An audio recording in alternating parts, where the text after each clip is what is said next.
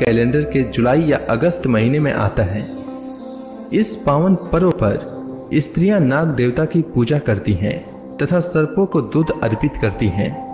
इस दिन स्त्रियां अपने भाइयों तथा परिवार की सुरक्षा के लिए प्रार्थना भी करती हैं।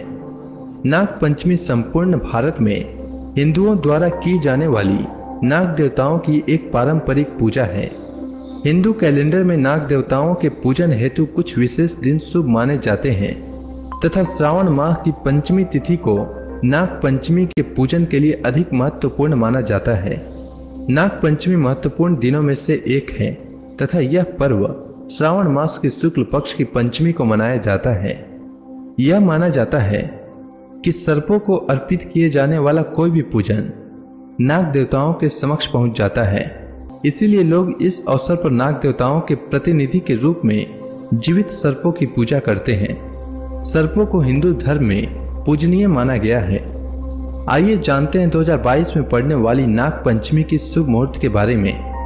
तो पंचमी तिथि का प्रारंभ 2 अगस्त 2022 को सुबह 5:13 से होगा और पंचमी तिथि की समाप्ति 3 अगस्त 2022 को सुबह 5:41 तक होगा।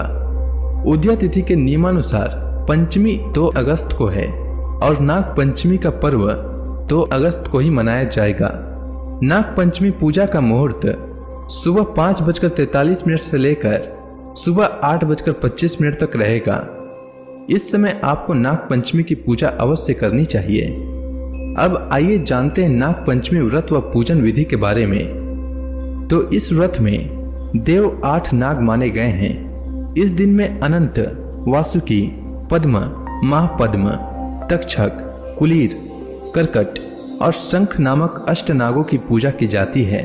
चतुर्थी के दिन एक बार भोजन करें तथा पंचमी के दिन उपवास करके शाम को भोजन करना चाहिए। पूजा करने के लिए नाग चित्र या मिट्टी की सर्प मूर्ति को लकड़ी की चौकी के ऊपर स्थान दिया जाता है।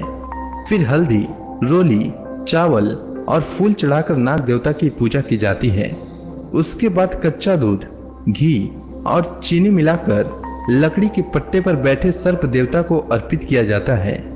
पूजन करने के बाद सर्प देवता की आरती उतारी जाती है।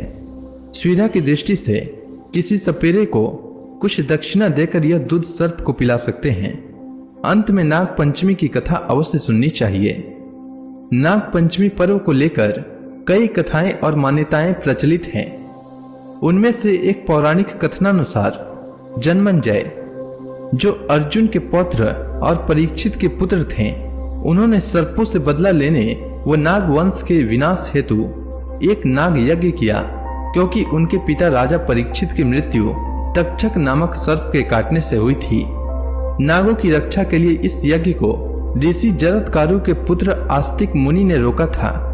जिस दिन इस यज्ञ को रोका गया उस दिन श्रावण मास की शुक्ल पक्ष की पंचमी तिथि थी और तक्षक नाग व उसका शेष बचा वंश विनाश से बच गया। मान्यता है कि यहीं से नाग पंचमी पर्व मनाने की परंपरा प्रचलित हुई। अब आइए जानते हैं नाग पंचमी पर्व का महत्व। तो हिंदू मान्यताओं के अनुसार सर्पों को पौराणिक काल से ही देवताओं के रूप में पूजा जाता रहा है। इसीलिए नाग पंचमी के दिन नाग पूजन का अत्यधिक महत्व है।